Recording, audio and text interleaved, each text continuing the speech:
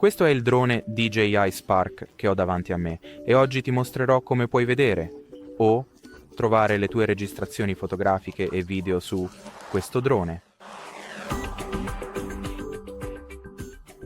Quindi apri la visualizzazione della fotocamera in DJI GO4, just guarda sotto il pulsante di scatto nell'angolo in basso a destra dello schermo e tocca l'icona della galleria.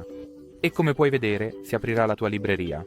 La prima sezione della libreria, come puoi vedere la mia batteria del drone sta per esaurirsi, quindi si disconnette continuamente, ma va bene.